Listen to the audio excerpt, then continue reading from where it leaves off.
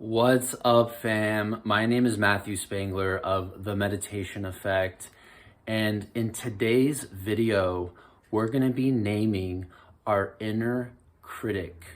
If you take a step back and look at your life, what's the story or the obstacle that seems to show up thematically? Let's take a good hard look at what that is for you and how we can create space and freedom to show up in a new way in the present. Stick around.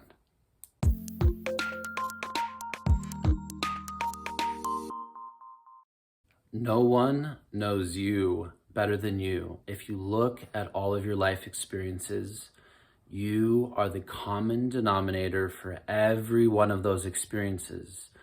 So if you'll do this with me briefly and close your eyes, take a look at the last few months and the last few weeks of your life. And I'd like you to begin to begin to notice what thematically shows up and holds you back. What is that aspect of your personality that arrives at the party and just becomes a party pooper? So feel into that. What thematically shows up, keeps you stuck, holds you back, hinders your progress, has you feeling out of alignment? What is that thematic obstacle for you?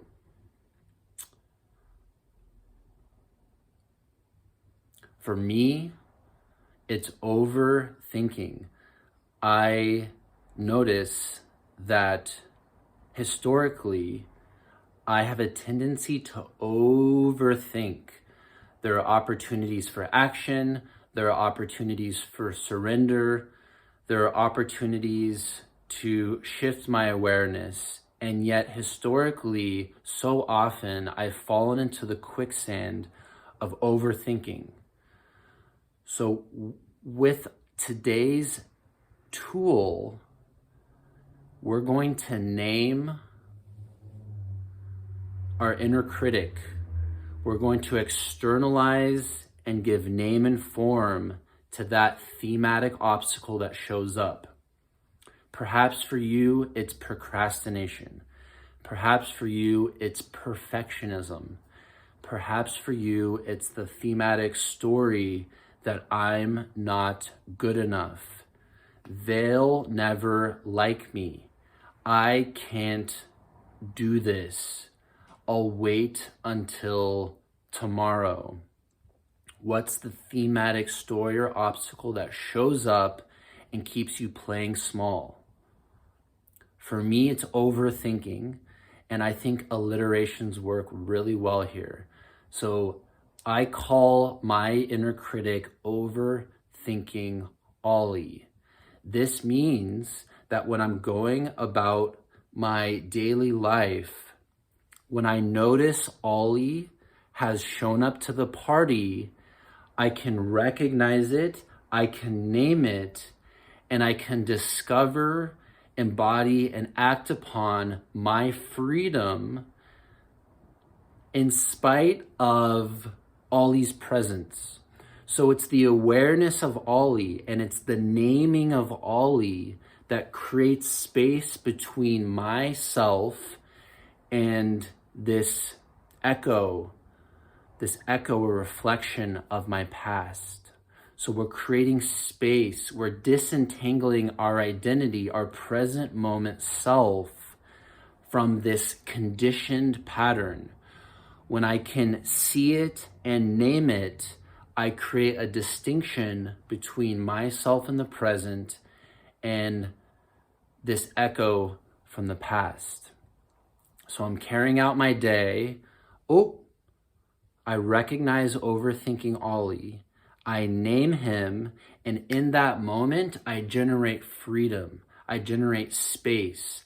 I recognize that I can show up in my beingness and my doingness outside of the confines, of the boundaries, of the dictations of that personality.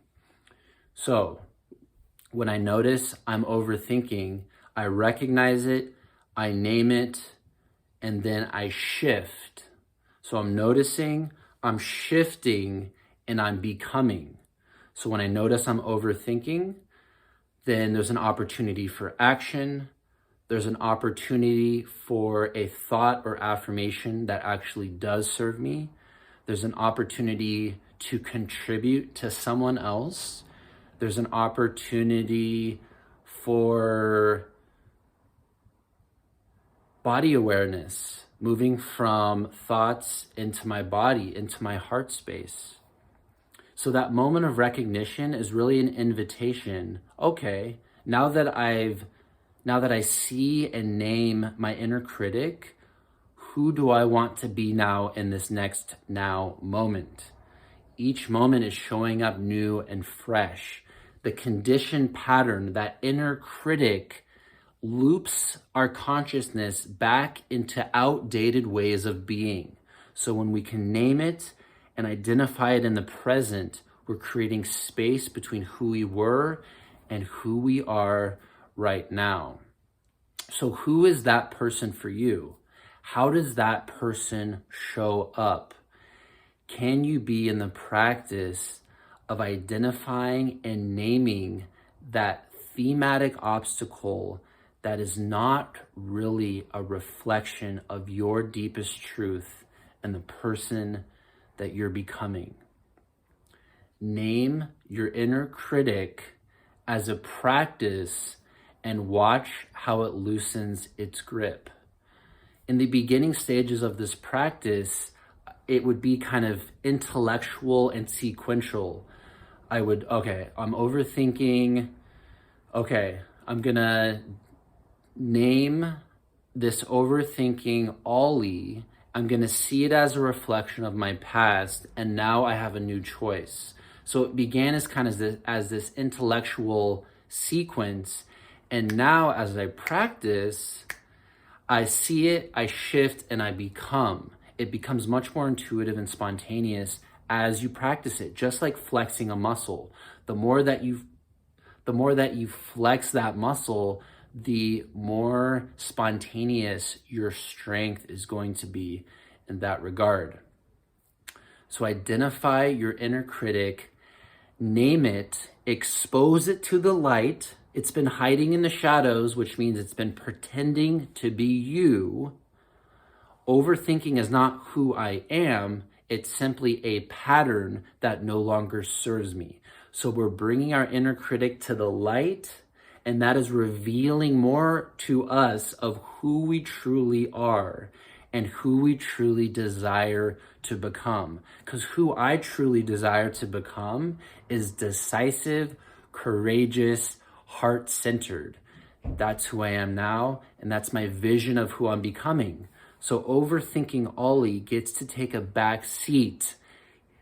He can still come on the journey because I know he's a teacher, but he ain't gonna be riding shotgun no more. I hope you enjoyed this video. If you have any questions or comments, drop them below. I love you so much. I hope and trust you received value. Do the work. If you work it, it's gonna work. What you seek is seeking you. Best believe that. I love you so much. Namaste.